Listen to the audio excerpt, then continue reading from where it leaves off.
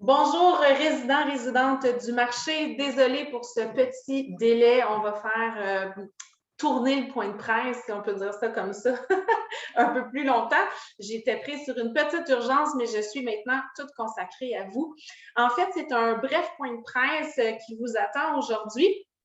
Je reviens d'abord sur le passage des candidats aux élections municipales attendues ce dimanche le 7 novembre. Donc, comme vous le savez, dans sa volonté d'impartialité, les résidences du marché ont convié les deux candidats, donc la mairesse Surprenant ainsi que M. Charron, aspirant à la mairie, à venir s'adresser à vous. Dans cette situation, vous avez eu de beaux échanges, entre autres choses, surtout avec la mairesse. Peut-être monsieur Charron était-il plus clair et concis et ses explications ou visions vous ont suffi. Mais avec la mairesse Surprenant, on a eu droit à plusieurs échanges, beaucoup de questions, des points importants qui avaient été soulevés. Elle s'était engagée à vous revenir. Donc, on lui a évidemment accordé l'accès à la résidence. C'est votre droit citoyen tout de même d'avoir accès à cette politique municipale. Donc, sachez que la mairesse Surprenant va venir faire un bref passage. Donc, ce n'est pas une assemblée en général avec les conditions actuelles. De toute façon, ce n'est pas quelque chose de souhaitable de cumuler les rassemblements. On est encore là. Mais elle sera disponible sur une base volontaire pour ceux qui le souhaitent, d'aller à sa rencontre pour voir quelles sont les réponses, parce que oui, elle a déjà des réponses à plusieurs de vos questions et ce à quoi elle s'engage avec les préoccupations que vous avez soulevées. Donc, je suis en attente de son retour d'appel qui devrait avoir lieu aujourd'hui d'ici la fin de la journée ou du moins demain, à savoir quel sera le moment où elle pourra passer aux résidences du marché. Ceux d'entre vous qui êtes intéressés à recevoir ces informations ou aller à sa rencontre pour voir ce qu'elle a à vous partager, l'information pour le rendez-vous avec Madame la mairesse sera affichée sur la borne, comme le point de presse d'aujourd'hui sera déjà passé. Donc, restez à l'affût de l'application mobile TEIA pour ceux qui avaient une tablette ou un téléphone intelligent, ou encore à même la borne au premier étage.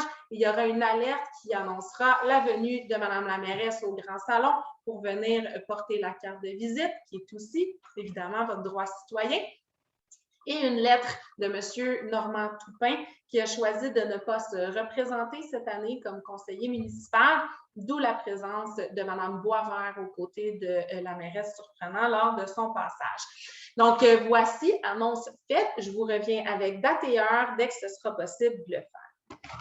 Deuxième petit point aujourd'hui à l'ordre du jour qui est sur toutes les lèvres, le Journal de Montréal.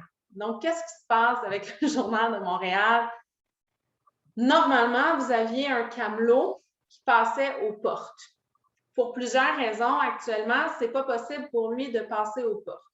Je vais être très prudente dans ce que je dis. Vous savez, le passeport vaccinal, ou en tout cas la nécessité de présenter un code QR ou une preuve de double dose est maintenant obligatoire pour toute personne qui entre en résidence privée, et ce depuis le 15 octobre. Ça fait partie des nombreuses demandes qui sont faites pour pouvoir accéder aux résidences du marché. Je ne suis pas en train de dire que le camelot n'est pas vacciné, ce n'est pas une information que j'ai, ce n'est pas quelque chose que je serais autorisée à partager, sa situation de santé lui appartient. Mais il faut comprendre qu'il y a une mécanique. Oui, si la personne refuse de présenter son code QR, donc ça ne veut pas dire qu'elle n'est pas vaccinée, mais si la personne refuse de se prêter aux normes et de présenter code QR ou preuve de vaccination, on ne laissera pas l'accès. L'autre chose, c'est que notre réception est ouverte de 8h à 20h. Il n'y a pas de réceptionniste, donc de 20h à 8h. Par contre, on a un système qui permet d'accéder à notre équipe et de se faire ouvrir la porte. La seule chose, c'est que ce n'est pas en un claquement de doigts. Si on a une infirmière au 2e étage en train de dispenser des soins à 3h30 le matin, ça se peut qu'elle ne soit pas là tout de suite quand on sonne et on insiste. Donc, si, par exemple, c'est pas dit que c'est ce qui s'est passé, je suis très prudente, mais si, par exemple, quelqu'un venait pour une livraison et faute de temps devant lui, je ne veux pas dire que c'est nécessairement un problème de volonté, des fois on n'a pas envie d'attendre, mais des fois on ne peut pas attendre, laisse la pile de journal dans l'entrée, évidemment, il ne pourra pas aller la livrer. Donc, il y a plusieurs petites choses à prendre en considération. De notre côté, on vous a entendu, on a aussi fait un suivi auprès du Journal de Montréal à savoir pourquoi le camelot, ou est-ce que le camelot devrait livrer aux portes, comme fut un temps, c'était le cas quand vous aviez vos maisons, hein, pignon sur rue, les camelots passaient puis laissaient les journaux. On nous a dit du côté du Journal de Montréal que ce n'est pas une obligation du camelot. Donc, si lui, il a envie de le faire, il peut y aller, mais s'il est plus pressé dans le temps, n'a pas avec lui son code QR, n'a pas envie de retourner dans la voiture, n'a pas l'espace-temps nécessaire à attendre à la porte, il est tout à fait en droit de laisser le journal et c'est la responsabilité à ce moment-là des résidents de venir les chercher à la réception. Voici où nous en sommes à ce jour dans le dossier du Journal de Montréal. On va poursuivre le travail en ce sens. Par contre, si parmi vous, il y en a qui avaient envie de faire partie de la solution, et non, évidemment, on n'a pas envie de rester dans les problèmes. Donc, si certains d'entre vous êtes en forme, avaient envie de faire partie de la solution et souhaitez bénévolement vous faire camelot le temps que tout ça se règle, je sais que dans le passé, quelques-uns d'entre vous avaient été généreusement bénévoles pour déposer les journaux aux appartements. Le poste est ouvert, d'accord? Mais je tiens à dire que les résidences du marché, ce n'est pas possible pour nous de prévoir quelqu'un aux petites heures le matin pour aller livrer le journal. Ça ne fait pas partie des responsabilités du personnel en place. Ils ont déjà leur propre responsabilité. C'est souvent l'équipe soins qui est là à 3h30, 4h le matin. Ils veillent sur vous, ils veillent sur l'unité de soins. Notre concierge fait ses rondes de sécurité, a ses propres travaux à faire. Or, donc, comme on est un bâtiment autonome, tout bien et service qui vous appartient, vous en êtes en fait responsable, au sens où si vous faites livrer du restaurant, si vous faites livrer le IGA, si vous faites livrer quelque chose sur Amazon ou commander en ligne, vous êtes responsable de votre marchandise, de le réceptionner. C'est la même chose pour le journal. Donc, on veut essayer très fort de vous rendre la vie la plus facile possible.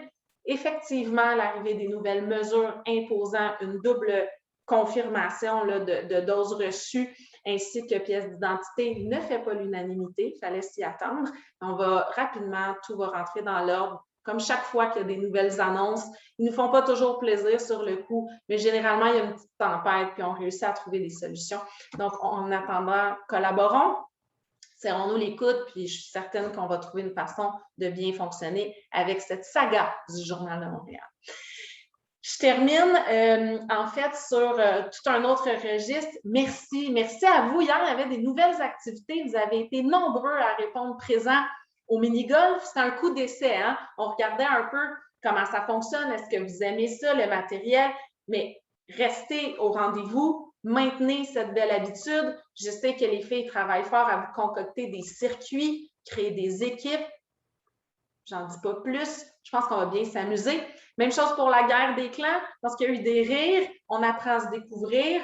On va continuer à grandir. C'était pas voulu les rimes en rire, mais ça sonnait bien. En fait, vous êtes bienvenus. Idéalement, inscrivez-vous ou annoncez votre présence comme il faut créer des équipes. Sinon, passez puis venez voir, c'est très drôle, hein, issu du très célèbre jeu télévisé La guerre des clans. Il y a eu des nouvelles activités à l'unité de soins aussi. Grande participation, c'était magnifique.